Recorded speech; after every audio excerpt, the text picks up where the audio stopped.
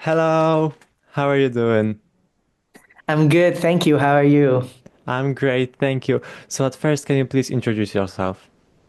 So, my name is Sebastian, and I'm competing in the Belgian pre-selections for Eurovision this year with my song Strobe Lights. And Saturday is the final, so I'm very exciting and looking forward to performing. How did your music career started? Well, I've been singing since I was in the womb, I think. Basically, my whole life was, music has always been a big part of my life. I remember being 6 years old and being blown away by Whitney Houston and she became like my big idol and someone I really looked up to, and I was like I want to sing like that.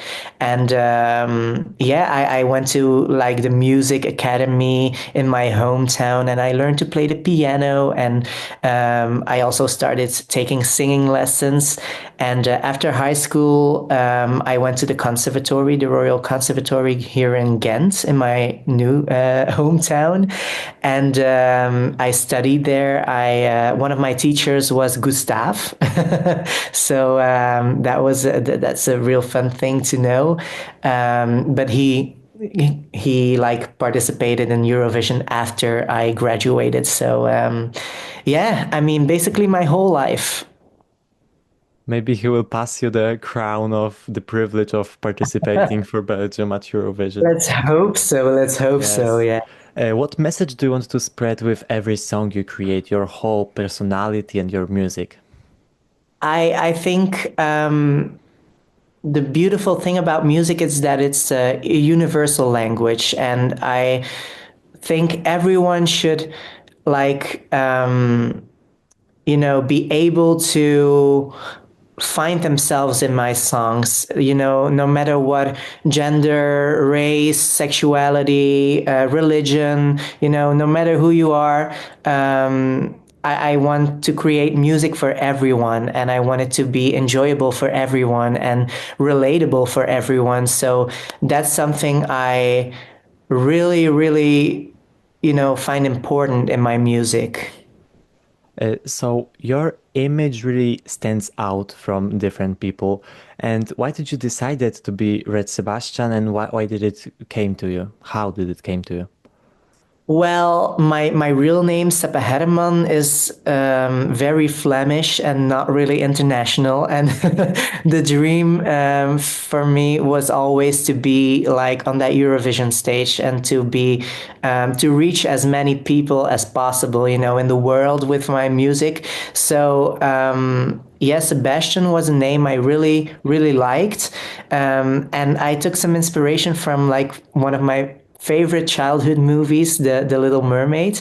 There's this little crab called Sebastian, who's also the leader of the orchestra deep in the sea. And he was like one of the main inspirations for this name because I really related to him as a kid, growing up. And yeah, I mean, red has always been my favorite color.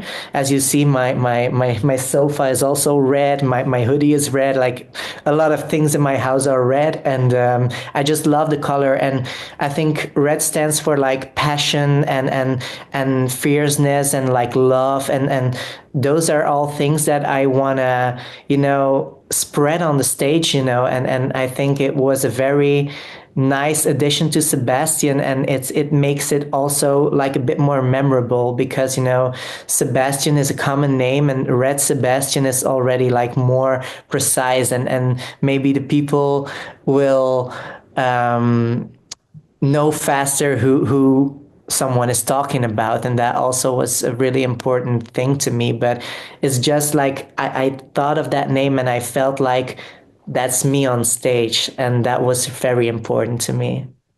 So what is your song which you are singing on this year's Eurosong for Belgium about?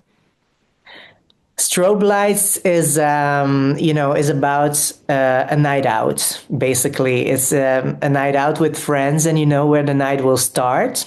but you don't know where it will end. And I think those nights are probably always the most memorable. You always like get to the most memorable moments in these nights because you have no expectations. You just go and party and like enjoy life pretty much. And I think that was one of the most like important messages that I wanted to spread in my song, that you have to enjoy life and just give it your all and take everything out of it and just yeah, live your life as the way you want to live it. Yeah. So how did you find out that you'll participate in Eurosong this year, and how did you react? Well, it was a somewhat more like dark time for me because I had these auditions and that was all fun, but 2 days prior to like me knowing that I could participate in Eurosong, my grandma died, very unexpected, so my emotions were all over the place. And yeah, I was super happy. I was very, very happy, but also a bit sad that I can't share this journey with her anymore because she was one of my biggest fans and biggest supporters. So, but I'm like, I feel like every time I get on stage, I'm doing this for her as well. And yeah, I really, really hope my dream will come true this Saturday, and I hope she's watching from above. So, yeah. Yeah, let's hope. So, did you wrote your song especially for Eurosong and for Eurovision? And can you tell us about the songwriting process? Well, as soon as I knew like the VRT, it's the Flemish broadcasting channel, and they, there's like you have the Flemish part and Yes, the yes, yes. in The Belgium called RTBF like and yeah, VRT. Yeah. and it's like every year they change. So yeah, as soon as I knew I was selected to write, because we were there was a big group of people. I don't know how many people were selected to write, but I knew I was in that group from like I think May or the end of June, I think somewhere yeah, between those months last year. As soon as I knew that I was selected to write, I called a lot of producers, I called a lot of singers, and I made these, writing sessions and planned those. And I also went to a few writing camps that were set up by other producers, especially for Eurosong. And by the end of the summer, I wrote about 12 songs with, yeah, a lot of producers and a lot of amazing writers. I got to know a lot of good people. And then, Strobe Lights was actually like the last song I've written with Billy, Amira, and Willem. And, at the end of the summer, we had to send those, 2 tracks. We had to send 2 tracks to the VRT. And I did some listening sessions with my closest friends and played them the 12 songs. And we did it in Eurovision style. And they gave 12 points to this song and 10 points to this song, And Strobe Lights was clearly the winner. So that was very important to me, that other people liked this as much as I did, because for me it was the winner, but I wanted to know like what my friends thought, and they were like my small group of other people that reacted to the song. So yeah, and then I sent 2 songs, but together with the VRT I decided to go for Strobe Lights. Yeah, so with these 12 Eurovision songs, you can create a whole album. Yeah, Yeah. basically, yes. So, who was your biggest inspiration to starting doing music? Um, to start music, or this the Eurovision adventure. Yeah, starting doing music in general.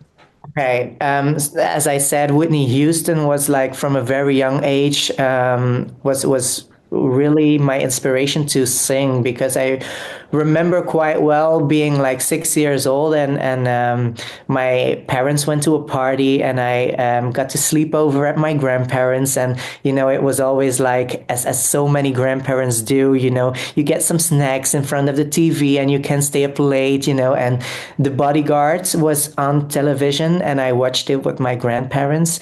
And it's the movie she sings, I Have Nothing and I Will Always Love You, her biggest hits in it. And I remember being like, as a 6-year-old kid, sitting in front of the TV, like being amazed by her voice and the ease which with what she sings. It was such a life-changing moment for me, because I always loved music, but I was like, I want to be a singer, and I want to, have that technique, and I want to become as good as her. So Whitney Houston was a big, you know, a big inspiration. And also, I would say Mariah Carey and Christina Aguilera were also two of my biggest idols a bit later, because I discovered them through Whitney Houston. But those three do mean a lot to me still today, because I'm looking at my walls, and I have a picture of Whitney, like a big frame of Whitney and a big frame of Christina. I have some records of Mariah on my like vinyl wall. So yeah, it's still to this day they are my absolute like role models. So you performed Strobe Lights first 3 days ago, last week, on Saturday, and this performance, which we saw on TV, was already really solid. But every artist, I think, will elevate it until next Saturday. So can you tell us what can we expect from your performance at big stage on Saturday? Okay, so I can't tell too much, but I will say that, my song is an homage to like the 90s rave culture, and I really wanted to have like this underground club vibe, and not too clean. I The song is about strobe lights. There are going to be a lot of strobe lights, I can tell you that. And there are going to be a lot of red elements as well. And think extreme, I would say. Yeah. It's Uh, a mhm. very extreme big act, and I really love it, because it's such an extreme song, the way it builds up, and that's gonna be visible in the act too. So many people compare your song to last year's Austrian entry, We Will Rave. Did you heard the song, and what do you think about it? I love the song, honestly. I watched last year's Eurovision finals, and like the semifinals, and everything. And I really loved the song. I was shocked that it didn't chart higher in like in the finals. So yeah, I think it's a very nice comparison. I do think my song is a bit more underground, I would say, and I think We Will Rave is a bit more like this poppy dance track. But I absolutely love it, and I danced a lot to it already. And I love the singer as well, Colleen. And if she would ever like to collab, Colleen, call me, please. That would be major, yes. So what do you do to calm down your emotions before performing, before entering the stage? Um, I would say that I like to do my warm-ups, my singing warm-ups. That really, gives me a lot of space, because then I know my voice is warm. I'm all ready to hit the stage. And I think I also like quiet, a quiet space where I can be alone for a few seconds and really come to myself before I hit the stage. I tend to like get away from like a crowded space and like a busy room and place before I have to go on stage, because a stage is already like lots of influences and like light and music and loudness. So I really like the contrast before going. So for the end, what is your favorite Belgian Eurovision entry in all the years? Wow, that's a really hard one. I would say, can I say two? Of course, you can say as much as you want. Okay, then I will say three. Because, I did some covers of my favorite Eurovision songs of all time on my Instagram. And I included What's the Pressure by Laura Tesoro. I thought like that song was amazing, and the act was very nice, and I still remember like watching it and thinking like how fucking cool is this? It was really amazing, the way she opened up that final show in 2016. And I also love Rhythm Inside by Louis Knotet. Was also one of my favorites because the way he wrote the song, he did the choreography, he did the staging. It was really his vision coming to life in a lot of ways, and I admire that as an artist. And I have to say, because it was amazing, Gustav, because of you. I got the honor of like having him as my vocal coach for 5 years at school, and I saw him bloom on that stage, and it was amazing to see. And I really love the song and the act. So those three are like my favorite Belgian entries of all time. So this was all. Thank you so much for this interview. Good luck in Eurosong, and I hope we will be able to talk again after your victory in on Saturday. Thank you so much. And I hope we will be able to talk indeed, because that would be a dream come true, really. Great. Thank you so much. Bye. Bye.